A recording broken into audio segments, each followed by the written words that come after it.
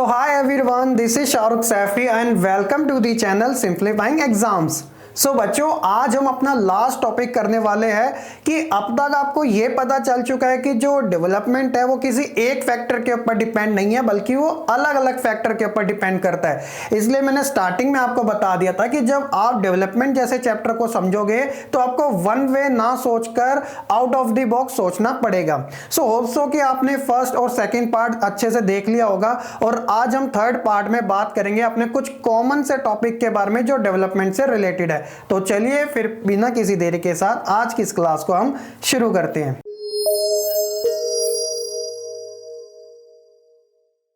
सो बच्चों, आज का हमारा जो टॉपिक है वो है पब्लिक फैसिलिटीज के बारे में। अब बड़ा ही कॉमन सा टॉपिक है और मुझे नहीं लगता कि आप में से ऐसा कोई भी स्टूडेंट्स है जो इसके बारे में ना बता सके। तो पब्लिक फैसिलिटीज यानी कि कॉमन पीपल के लिए वो सभी फैसिलिटीज प्रोवाइड करवाना या अवेलेबल होना कि जिसका वो यूज कर सके, उसकी लाइफ में उसका यूज हो सके। देखिए, हमारी कंट्री के अंदर डेमोक्रेसी है और डेमोक्रेसी के अंदर इलेक्शन होते हैं और इलेक्शन होने के बाद क्या होता है कि जो गवर्नमेंट है उसे एक लिमिटेड टाइम दिया जाता है कि वो लोगों के लिए काम करे। अब वो लोगों के लिए क्या काम करेगी? ये जो पब्लिक फैसिलिटीज है वो प्रोवाइड करवाना उसका मेन काम होता है। तो ये पब्लिक फैसिलिटीज के अंदर क्या क्या चीजें आती है? तो देखिए बच्चों, facilities which are provided by the government consider as a public facilities. Like example के तौर पे बहुत सारे एग्जांपल आप ले सकते हो, चाहे आप स्कूल कॉलेजेस का एग्जांपल लो, हॉस्पिटल्स का एग्जांपल लो, community halls, transport, electricity, parks हो गया, सेफ ड्रिंकिंग वाटर। ये सभी क्या है? ये सभी पब्लिक फैसिलिटीज के एग्जांपल हैं जो सभी कॉमन पीपल के पास अवेलेबल हो और इसमें कोई किसी भी टाइप का डिस्क्रिमिनेशन हमें ना देखने को मिले, चाहे कोई हायर कास्ट का हो या हायर कैटेगरी में आता हो या कोई लोअर कास्ट का हो या लोअर कैटेगरी में आता हो। ये सभी चीजें सबके पास इक्वल तरीके से अवेलेबल हो।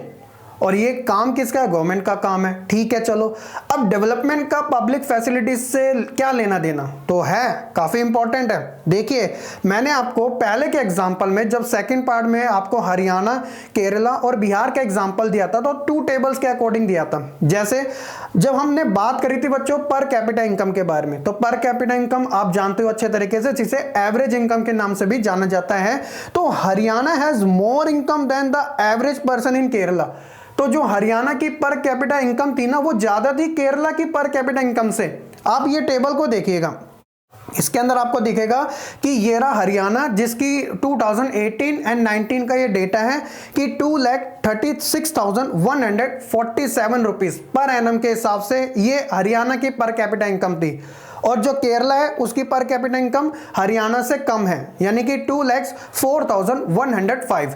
तो इससे ये पता चला कि चलो पर कैपिटा इनकम के मामले में हरियाणा काफी ऊपर है केरला से। चलो यहां तक एग्जांपल अभी हमें अच्छे से समझ आ रहा है। लेकिन आपने एक चीज दूसरा टेबल में भी देखी होगी जिसमें बात की गई थी कि Kerala has a low infant mortality rate because of better public system, है ना। तो ये चीजें आपने टेबल 2 में जानी थी, एक बार देख लेते हैं टेबल 2 के अंदर क्या था। तो यहां आप देख सकते हैं, ये रहा टेबल 2, इन्फेंट मोर्टेलिटी रेट के बारे में बात की गई थी। तो यहां पर आपको देखने को मिलेगा ये पर 1000 से काउंट किया जाता है। हरियाणा के अंदर इन्फेंट मोर्टेलिटी रेट था 30 और जबकि केरला में देखो कितना कम था। तो यानी कि केरला अच्छा खासा है, डेवलप है।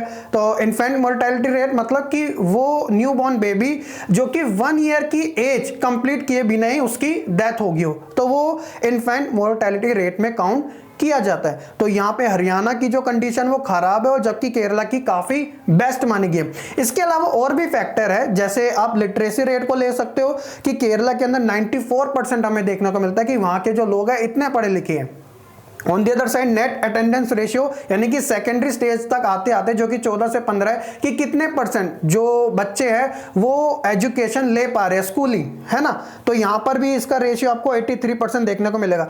तो केरला सिर्फ हरियाणा से पर कैपिटा इनकम के मामले में नीचे था, लेकिन इन सभी कैटेगरी में वो ऊपर था। तो आपको क्या लगता है कि डेवलपमेंट किसी एक पॉइंट के ऊपर काम कर रहा है? नहीं, उसके फैक्टर अलग अलग हो सकते हैं।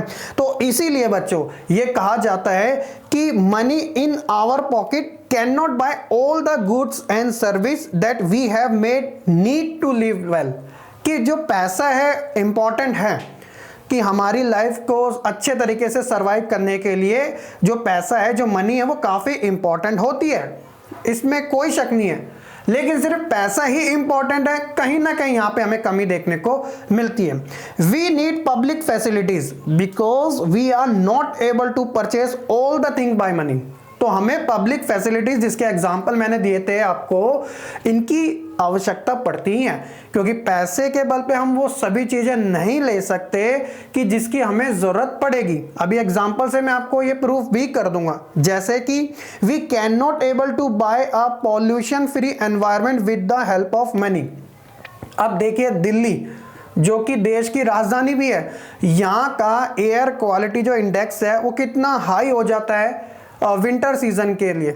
अब बताइए, ये जो AQI जो एक रेशियो जो इतना हाई हो जाता है, क्या वो न्यू बॉर्न बेबी या फिर ओल्ड एज पीपल या फिर कॉमन पीपल के लिए ठीक है? नहीं है, नहीं है ना। तो हर किसी के पास पैसा है, यहाँ पे रिच पीपल्स भी रहते हैं, तो वो अपने लिए फैसिलिटीज तो ले सकते हैं, लेकिन इन पॉल्यूशन फ्री एनवायरनमेंट्स को वो कैसे खरीद सकते हैं? तो यहाँ पे बच्चों हमें पता चलता है कि जो फैसिलिटीज होती है वो कितनी ज्यादा इंपॉर्टेंट होती है। We can not able to protect our self from infectious diseases. तो हम उन बीमारियों से भी नहीं बच सकते कि जैसे कि अभी कोरोना का एग्जांपल ले लेते हैं कि कोरोना इतनी तेजी से वो फैला है ना, और कितने सारे लोगों की वहां पे डेथ हुई, जो कि एक खराब चीज रही। मतलब ये जो डिसीजेस थी बड़ी तेजी से फैली है ना, पेंडेमिक बड़ी तेजी से फैला था। इसके अंदर हाई क्लास के जो रिचेस्ट पर्सन थे उनकी भी डेथ हुई थी, पुअर्स की भी, एवरेज पर्सन की भी, सभी की इसके अंदर बहुत सारे लोगों की डेथ हुई। तो क्या वो पैसों से अपनी जान बचा पाए? नहीं ना, ये एक फैक्ट वाली चीज है बच्चों, ये एक फैक्ट वाली चीज है, ठीक है। तो इसलिए जब तक हमने जो वैक्सीन थी वो प्रोवाइड नहीं कराई, आज देख लो वैक्सीन तब आ चुकी है, उसकी डोज भी लोगों को लग चुकी है, तो हमने कहीं ना कहीं ये जो पेंडेमिक फैला था इसके ऊपर कंट्रोल कर लिया। तो इसमें यही तो बात की गई कि unless the whole of our community takes preventive step, जब तक हमारी कम्युनिटी इसको रोकने के लिए कोई प्रिवेंटिव स्टेप्स नहीं लेती तब तक ये चीजें क्या होगी, लोगों को प्रॉब्लम देते ही रहेगी। सो दैट इज वाई बच्चों मनी इंपॉर्टेंट है, बट हर चीज में मनी इंपॉर्टेंट है ऐसा जरूरी नहीं। तो डेवलपमेंट को आप वन वे में नया सोच के आउट ऑफ द बॉक्स जरूर सोचोगे, है ना। Actually for many of important thing in life the best way also the cheapest way is provide these goods and service collectively. यानी कि जितनी भी गुड्स एंड सर्विस है जो कॉमन पीपल के काम आती है वो सभी के लिए अवेलेबल करवा दो। ये सबसे चीपेस्ट और बेस्ट वे माना जाता है। इससे क्या होगा, फिर किसी भी लोगों के किसी भी चीज की कमी नहीं होगी। क्योंकि सबसे बड़ी प्रॉब्लम इंडिया के अंदर अगर एग्जांपल है, यही तो है कि जो रिसोर्सेज का जो डिस्ट्रीब्यूशन किया गया है वो काफी ही अनइक्वल तरीके से किया गया है। कुछ लोगों के पास तो इतने सारे रिसोर्सेज हैं कि मतलब उनकी नीड से ज्यादा उनके पास रिसोर्सेज अवेलेबल है, और कुछ लोगों के पास रिसोर्सेज की इतनी ज्यादा कमी है कि वो बहुत ज्यादा अपने आप को मैनेज करके चलते हैं। मतलब उनके पास इतनी फैसिलिटीज नहीं है कि वो सारी चीजें अच्छे तरीके से यूज कर सके, बल्कि उनके पास कमी है इन चीजों की। तो यहाँ पे मैं हायर और लोअर कैटेगरी की बात कर रहा हूँ कि जो रिच पीपल होते हैं, जो पुअर पीपल होते हैं, है ना। होप्स हो कि आप इन चीजों के बारे में समझ रहे होंगे। सो दैट इज वाई बच्चों डेवलपमेंट के लिए जो पब्लिक फैसिलिटीज होती है वो काफी ज्यादा इंपॉर्टेंट मानी जाती है, जो सभी कॉमन पीपल के पास ठीक तरीके से अवेलेबल हो। होप्स हो कि बच्चों ये छोटा सा टॉपिक आपको अच्छे से समझ आ चुका होगा। नेक्स्ट टॉपिक हम पढ़ते हैं जो कि है सस्टेनेबिलिटी ऑफ डेवलपमेंट। बड़ा ही सिंपल सा टॉपिक है, आप इसे सस्टेनेबल डेवलपमेंट के नाम से भी जान सकते हो। अब ये सवाल आता है कि सर ये सस्टेनेबल डेवलपमेंट का मीनिंग क्या होता है। देखिए बड़ा ही एक फेमस आप कह सकते हो कि एक एग्जांपल है कि इकोनॉमिक्स के अंदर ज़्यादातर यूज़ किया जाता है कि जो ह्यूमंस है, यानी कि हम, जो हमारे डिज़ायर है, जो हमारी नीड्स है, वो क्या है, अनलिमिटेड है। मैं चाहूँ मेरे पास एक नहीं 10-10 घर हो, एक नहीं 10-10 कार हो, एक नहीं बहुत सारी चीज़ें हो, मेरे तो डिज़ायर है जो कि कभी ख़त्म नहीं होंगे। लेकिन प्रॉब्लम कहाँ पर है? प्रॉब्लम है बच्चों जो रिसोर्सेज है वो तो लिमिटेड है, जो रिसोर्सेज है वो तो लिमिटेड है। अब मेरे डिज़ायर कभी ख़त्म नहीं हो रहे, लेकिन एक ना एक दिन जो रिसोर्सेज है वो ज़रूर ख़त्म हो जाएंगे। अब बताओ, मैं अपने 10 घर बनाना चाहता हूँ, तो 10 घर बनाने के लिए जो रिसोर्सेज का यूज़ होगा तो कहीं ना कहीं उनकी कमी तो हमें देखने को मिलेगी। लेकिन मेरा क्या है, मेरे को जरूरत है एक घर की और मैं लेके बैठा हूं 10-10। तो इसलिए बच्चों ये जो इनबैलेंस होता है ना, इसी वजह से हमें देखने को मिलता है। तो सस्टेनेबल डेवलपमेंट क्या कहता है कि जो रिसोर्सेज हमें ऐसे यूज करनी चाहिए कि जो हमारी फ्यूचर जनरेशन भी तो है, उनके लिए भी तो हमें चीजें छोड़नी है। यस, उनके लिए हमें चीजें छोड़नी है ताकि वो भी यूटिलाइज कर सके इन सभी चीजों को बेटर तरीके से। सो दैट इज वाई बच्चों सस्टेनेबल डेवलपमेंट, कि हम चीजों को ऐसे यूज करें कि आने वाली जनरेशन के लिए वो चीजें बच सके। आपने कोट सुना होगा कि वाटर इज लाइफ, जल ही जीवन है। क्यों पानी को हम बचाना चाहते हैं? क्योंकि वो लिमिटेड है बच्चों। हालांकि पूरे अर्थ के अंदर 70% आपको पानी देखने को मिलेगा, लेकिन जो पीने लायक पानी है वो 1 से 3% ही देखने को मिलेगा, है ना। तो इस चीज का आप ध्यान रखिएगा। तो sustainable development is development that meets the needs of the present without compromising the ability of the future generation to meet their own needs। अगर हम सारे आज ही खत्म कर देंगे तो आने वाली जनरेशन के लिए तो काफी कमी हो जाएगी। तो इसीलिए बच्चों कहा जाता है कि we have to inherited the world from our forefathers, कि हमने जो वर्ल्ड्स है यानी कि ये जो दुनिया है, जो अर्थ है, वो अपने फोरफादर्स से एक तरीके से इनहेरिटेड नहीं करी है, उत्तराधिकार के तौर पे हमें नहीं मिली है, बल्कि वी हैव बोरो, यानी कि हमने उधार लिया है। किसके लिए? अपने बच्चों के लिए। अपने बच्चों का मतलब आने वाली जनरेशन के लिए। So that is why sustainable development की चीजों का ऐसा यूज करो कि भैया उनकी कमी ना हो जाए आने वाली जनरेशन के लिए। होप सो कि बच्चों आप इसके बारे में अच्छे तरीके से समझ चुके होंगे। ठीक है, नेक्स्ट टॉपिक पढ़ते हैं जो कि आज के इस क्लास का लास्ट टॉपिक है और इस लेसन का भी लास्ट टॉपिक है, जो कि है ह्यूमन डेवलपमेंट इंडेक्स, HDI के इसे नाम से जाना जाता है। आने वाली क्लासेस में भी आप इसके बारे में पढ़ते रहोगे। अब ह्यूमन डेवलपमेंट इंडेक्स है क्या? तो देखिए बच्चों, बड़ा सिंपल सा है। तो आप कह सकते हो कि ये एक प्रकार की एवरी ईयर, हर साल अपनी रिपोर्ट जारी करता है, जिसमें पूरे वर्ल्ड की कंट्रीज को रैंक दी जाती है। और रैंक जो होती है वो अलग अलग डायमेंशन पर डिपेंड करती है, जो कि अभी इसके बारे में हम पढ़ने वाले हैं।